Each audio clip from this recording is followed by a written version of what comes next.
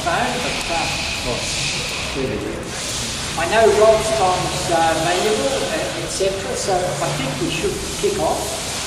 First of all, thanks for coming and supporting the event, and a particular thanks to Rob for making his premises available for us to see what goes on with major restoration work here.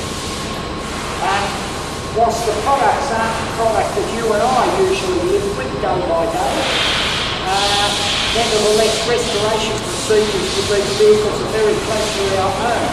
Current one to do there, and move around, I go through the cars. If anybody wants to ask questions, just do so. I'm not sure what you guys want to know, so just ask me any questions you like, technical or otherwise, or about the business or anything like that. And you're welcome to do it. I'm happy to answer those. Just some of you have been here before, I think, probably, but just to give you a little bit of an insight into what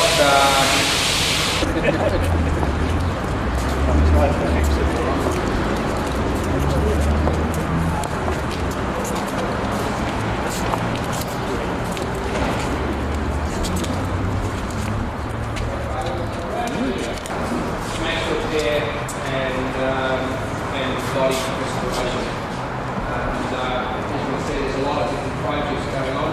You're quite welcome to look at the cars, open the doors, you look inside them. If you want to look at the open ones, know your car guys, we've got a very major accident over here as a command. And that was a car that was piled up last year on the motorway. It went about 100 miles an hour. And for those of you who are interested in car construction, it's probably a very good opportunity for you to look at the way our Rolls-Royce is built, how strong it is, how the steel is all bulky, it's funny, that's how things happen. There was quite a few of those rare Chinese ice cars. What I might do is just do a rundown about Rolls-Royce too, and how it all happened.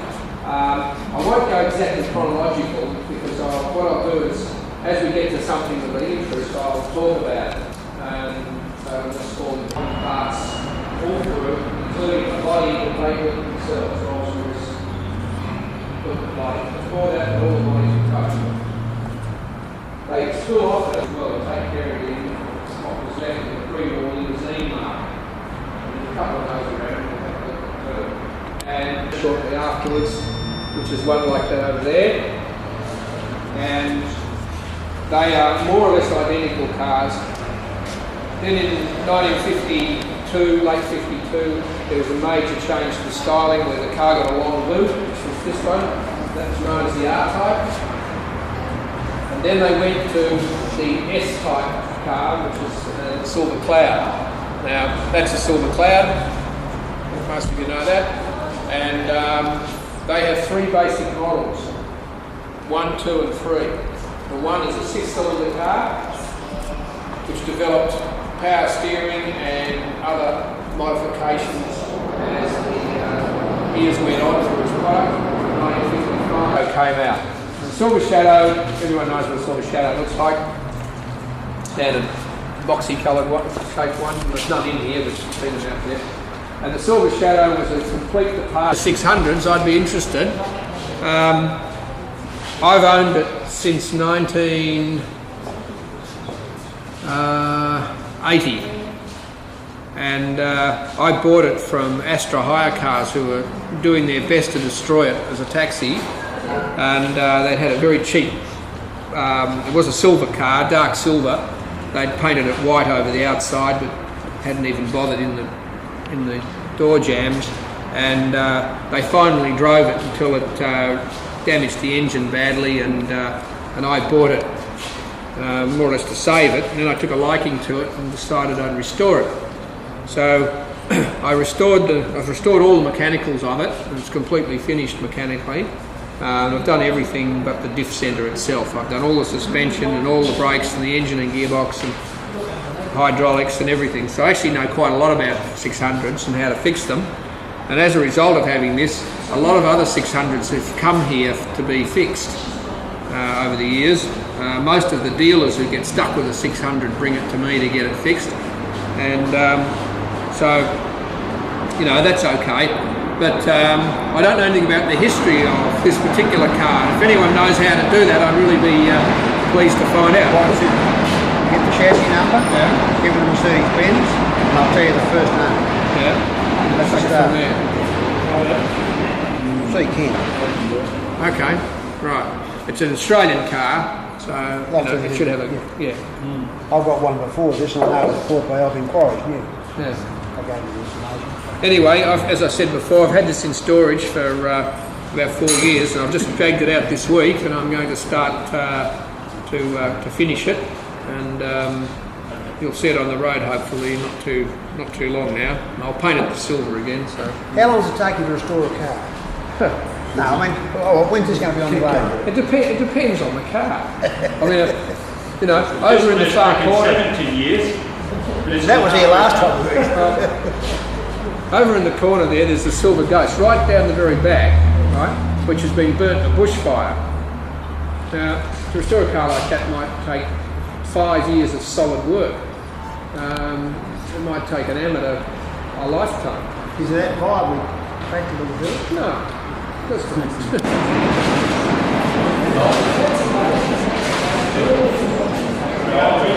Oh, you want to go to the toilet?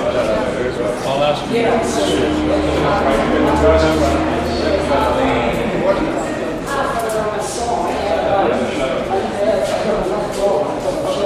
So you got the glass front, the shadow back to the front. That's good, good. Let's keep moving, everybody.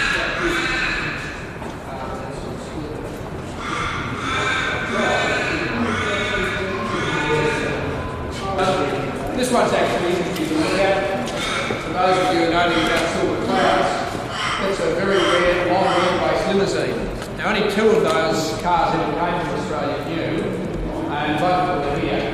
And another one came as a form of a Bentley later on in see what I was talking about, Margie's, the Margie Race Edition. But stunning long design for 1974.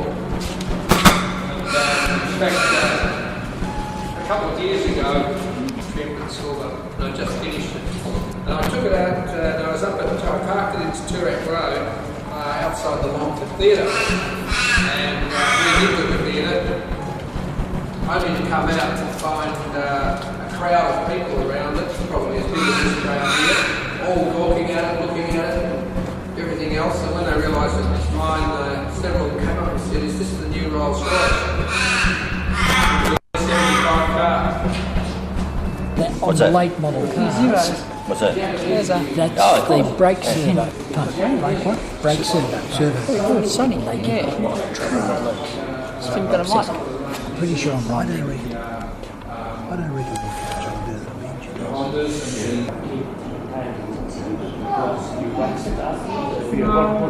Well, that's my feedback. That's Lazarus, and that's no different from a.